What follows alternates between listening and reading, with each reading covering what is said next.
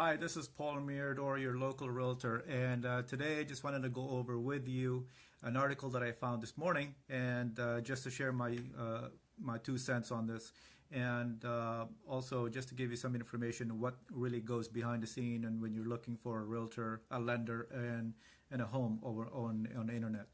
The article says these common mistakes made when using the internet while buying a home.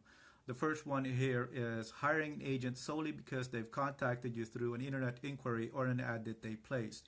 Well, guess what?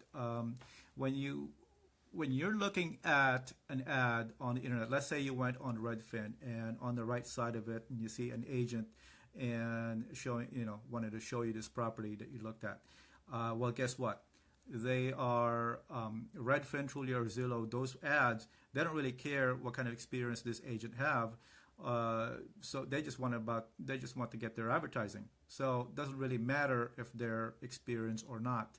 So the best way to hire an agent is to go through an interview with them. Ask them how long have they been in business, how many properties have they sold and listed, what area they work on, because it's territorial. You got to have an area that you specialize in. And you want to ask them who's your broker, and if they're credible in their experience. So you want to ask all these questions. You want to have a sit down, kneecap to kneecap, eyeball to eyeball, have a conversation with them to make sure that they will be the one to service you. Because you know what, some agents may specialize in San Fernando Valley, some people may specialize on the west side, some people may specialize on the east side. So you want to make sure that those agents are basically specialize in your area. Okay. The second one here says believing internet home values estimates. You don't always believe and take their word for. I mean, these Trulia, Zillow, Redfin, and I'm not trying to put them down. What I'm just saying is that when you see their estimates on a property, they're not really giving you an accurate estimate. Sometimes they're like $25,000 off most of the time with Zillow. The best way to determine how much the market value or the value of your home is hire an appraiser. The appraiser will basically go in and check your house, what kind of work have you done? Have you done front yard, backyard landscaping? Have you added an additional room, additional bathroom? Have you changed any work in the pool? Have you, what kind of work have you done? So this increases the value of your property, and you want to make sure that they're accounted for, because Zillow, Trulia, and Redfin, they don't count for that. They don't really have the latest information. Okay. The other part here says shopping for homes on inaccurate internet websites. Well, yeah, I mean, when you're shopping for homes, you are going to find that most of them, or not, I'm sorry, when an agent does, let me backtrack. When an agent takes a listing, it goes up on the MLS, and the MLS spits this out to Trulia, Zillow, Redfin, Realtor.com, and so on. But they don't always get the up-to-date, up-to-the-minute synchronization of information. Okay, so you may be looking at a property in Trulia, but it's been, that you see that it's available, but guess what? It could have been sold a week ago, and you won't get an update on the status as well when saying that, hey, this property has already been in escrow, a few days ago. So you don't want to waste your time and energy with that, and looking for homes that are no longer in the market and so on. Okay. The other thing here is using the internet mortgage calculators. Yeah, it's great that you can use a mortgage calculator on the internet. It'll calculate your monthly payment and so on, but it won't calculate the PITI, which is the principal, interest, tax, and insurance.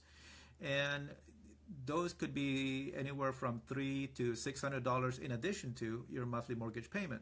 So the best way to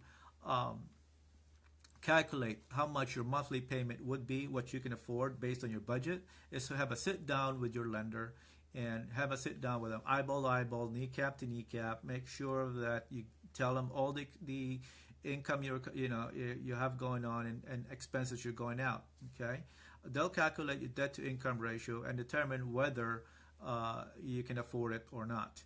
And then you can start looking for a house, because realtor, they prefer to show the house as long as they know how much you can afford, because they're not going to show you a $800,000 property if you can only afford a $600,000 property. It's a waste of time and energy for everyone, right?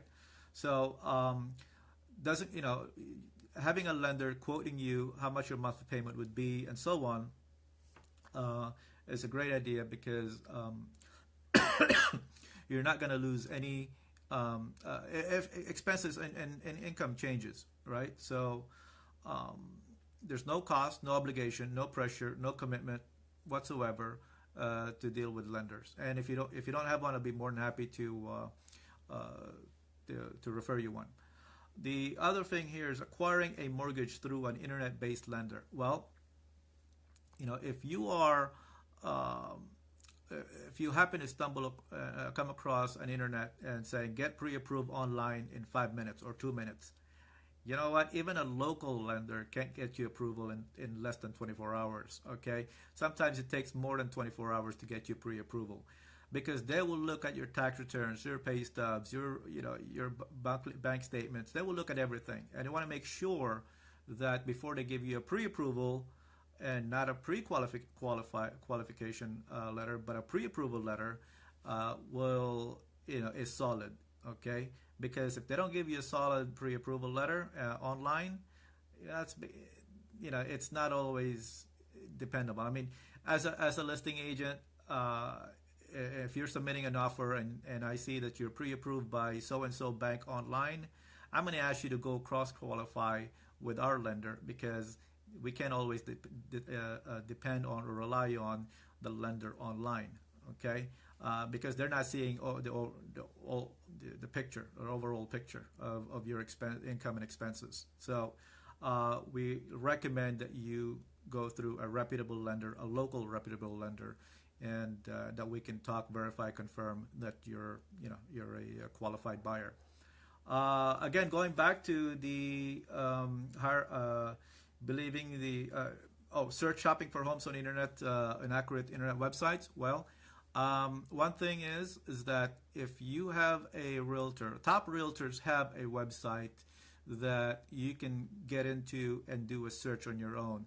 If not, some of them even have their own apps, so you can get their apps. I have an app called the Real Scout, and the Real Scout I share with my clients, my buyers, and basically gives them a search. It's kind of like searching through an MLS, but with the civilian or private sector, right, or the public sector.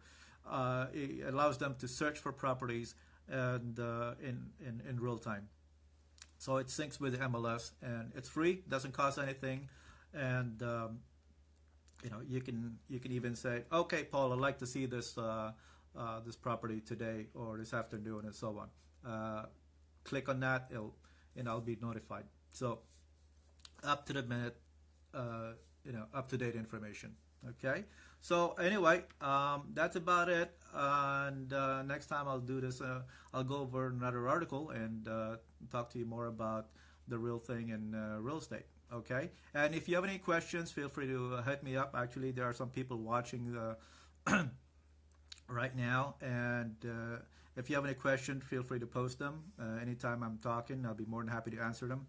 And if you or someone you know who is interested in buying or selling a house, please let me know. Refer them to me. I'll be more than happy to talk to them and give them an evaluation of their home. No cost. It's a free service. And anyway, if there's nobody else wanted to have any questions, I will see you then. Until the next post. Again, this is Paul Mirador. Peace out. I'll catch you later. Thanks for watching. Bye for now.